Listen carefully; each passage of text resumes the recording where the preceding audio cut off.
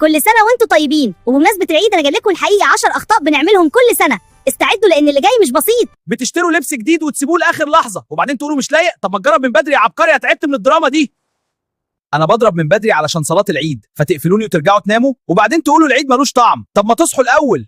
كل سنه نفس الزحمه، ليه نتحرك كلنا في نفس الوقت؟ العيد بقى اختبار صبر رسمي وانا اول الضحايا.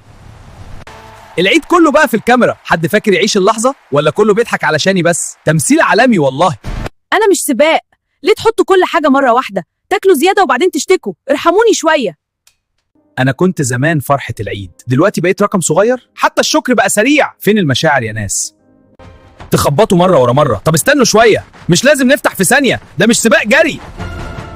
انا مش فندق، من الصبح وانا شايل الكل.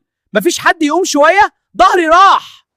كنت مليان حب وسكر، دلوقتي فاضي زي قلبي. حد فكر فيا ولا كله اكل ومشي؟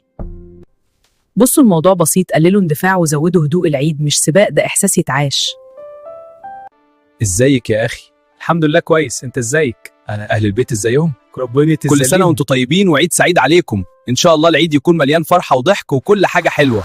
لا تنسى ان تتابعنا ليصلك كل جديد. لا تنسى ان تضغط لايك لتحفيزنا. اضف كومنت وشارك مع اصدقائك.